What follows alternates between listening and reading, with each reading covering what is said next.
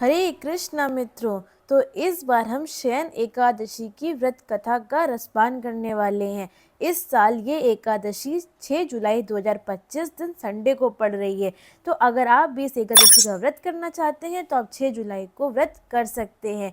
तो कथा प्रारंभ करने से पहले मेरी आप सबसे एक छोटी सी विनती है कि आप हमारे चैनल को सब्सक्राइब कर लीजिए ताकि आपसे ये व्रत कथा कभी मिस ना हो।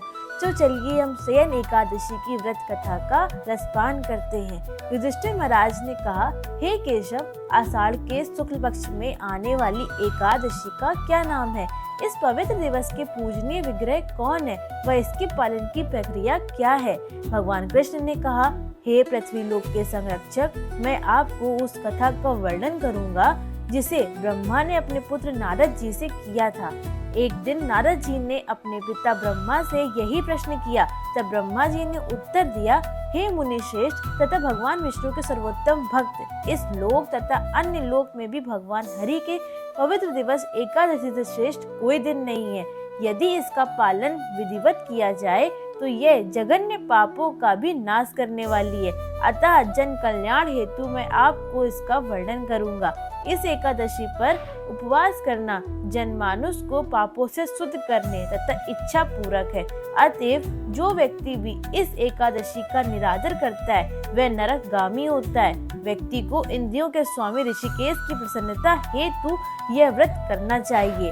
आषाढ़ शुक्ल एकादशी पद्मा एकादशी के नाम से जानी जाती है। अब मैं तुम्हें इसकी अद्भुत ऐतिहासिक कथा सुनाता हूँ। हे पुत्र, सूर्यवंशी राजा मानधाता अत्यंत पुण्यशाली था। वह सत्यगामी तथा अपनी प्रजा का पालन अपनी संतान की भांति करता था।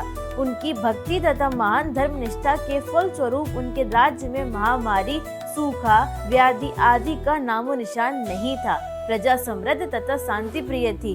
स्वयं राजा कभी धन कोष पाप की कमाई से रहित था और यही कारण है कि उसने कई वर्ष प्रसन्नता पूर्वक शासन किया। एक समय किसी पूर्व पाप कृत्यों के फल के कारण उनके राज्य में 3 वर्ष वर्षा नहीं हुई। प्रजा अकालग्रस्त हो गई। धन के अभाव के कारण निर्धारित वैदिक यज्ञ करना, धार्मिक कर्मकांड करना, देवताओं व पूर्वजों को यज्ञ अर्पित करना लगभग असंभव सा हो गया।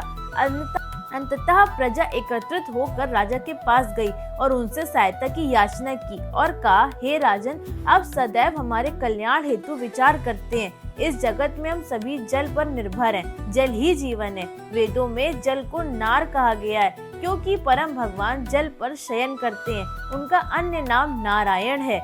बादलों के रूप में वे स्वयं प्रकट होकर वर्षा करते हैं और जिससे अन्न की उत्पत्ति होती है और जीव का पोषण होता है। इस समय अन्न की कमी हो जाने के कारण हम अत्यंत कष्टप्रद स्थिति में हैं। ये पृथ्वी के उत्तम शासक कृपया इस समस्या का कुछ समाधान निकालें और हमारे लिए पुनः समृद्धि व शांति का मार्ग प्रशस्त करें। राजा ने उत्तर दिया, आपका कथन सत्य है कि अन्न ब्राह्मण के समान है। परम सत्य अन्न में वास करते हैं और समस्त जीवों का पोषण करते हैं। हमारे राज्य में यह भयंकर सूखा क्यों पड़ा है? पवित्र शास्त्रों में वर्णित है कि यदि एक राजा अधार्मिक है तो वह स्वयं अपने लिए व अपनी प्रजा दोनों के लिए कष्टदायी है। मैं काफी समय से इस समस्या के कारण पर विचार कर रहा हूँ, परंतु अपने भूत व वर्तमान पर विचार करते हुए भी मैं अपने किसी पाप को खोज नहीं पाया। फिर भी प्रजा के हित के लिए मैं इस स्थिति का निवारण करने के हेतु प्रयास करूंगा। इस वर्ष इस बात पर विचार करते हुए वह अपनी सेना व परिजनों के साथ एकत्रित होकर वन को गए। वहाँ विभिन्न संतों के आश्रमों में पूछताछ करते हुए अंततः मेरे पुत्र के आश्रम अंगीरा के आश्रम में पहुँचे। राजा मानधाता उन्नत ऋषियों से अत्यंत हर्षपूर्वक मिले और उनके चरणों में सादर प्रणाम अर्पित किए। दोनों ने हाथ को जोड़कर उनसे आशीर्वाद मांगा। ऋषि ने मंत्रोच्चारण द्वारा राजा को आशीर्वाद दिया और राज्य का कुशल क्षेम पूछा। ऋषि ने राजा द्वारा वन की कठोर यात्रा का कारण पूछे जाने पर राजा ने उन्हें संपूर्ण स्थिति से अवगत कराया और उनसे इस समस्या के निवारण के विषय में विनती की। अंगिरा ऋषि ने राजा से कहा, वर्तमान युग सतयुग समस्त युगों में श्रेष्ठ है क्योंकि इस युग में धर्म अपनी चारों टांगों पर खड़ा है। धर्म के 4 पैर है। सत्यता, पवित्रता, दया और स्वच्छता। इस युग में द्विज ब्राह्मण को ही समस्त वैदिक तपस्या की अनुमति है। आपके राज्य में एक शूद्र अनैतिक रूप से तपस्यारत है, इसी कारण से आपके राज्य में वर्षा नहीं हुई। इसलिए आप उस श्रमिक को मृत्यु दंड दें, क्योंकि ऐसा करने से आप उसके कार्यों से हुए दूषण को दूर कर पाएंगे और आपकी प्रजा पुनः शांति प्राप्त करेगी। राजन ने उत्तर दिया, मैं एक अपराध मुक्त तपस्वी को मृत्युदंड कैसे दे सकता हूँ? कृपया मुझे कोई आध्यात्मिक हल बताएं। महान ऋषि अंगिरा ने कहा, हे राजन, आपको आषाढ़ शुक्ल एकादशी का पालन करना चाहिए। इसके प्रभाव से आपके राज्य में प्रचुर वर्षा होगी और पर्याप्त अन्न व खाद्य पदार्थ उत्पन्न होंगे।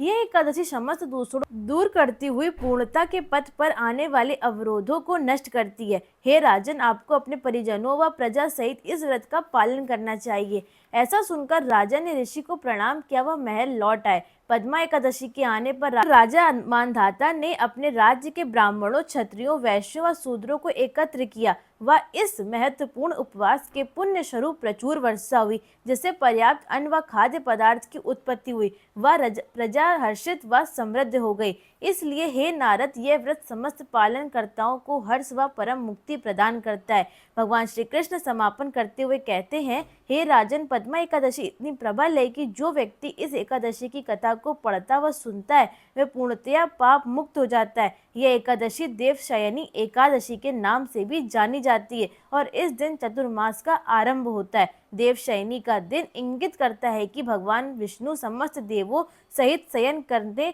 चले गए हैं। ऐसा कहा जाता है कि व्यक्ति को उत्थान एकादशी तक कोई पवित्र कार्य नहीं करना चाहिए, क्योंकि शयन के कारण देवों को यज्ञ पर आमंत्रित नहीं किया जा सकता। इस प्रकार भविष्य पुराण में आषाढ़ शुक्ल एकादशी, पद्म एकादशी या देवशयनी एकादशी की महिमा हम सब ने ये कथा पूर्ण कर ली है। आप सबसे मेरी विनती कि अगर आपको कथा पसंद आई हो तो कृपया हमारे चैनल को सब्सक्राइब जरूर कर लें। हरे कृष्णा।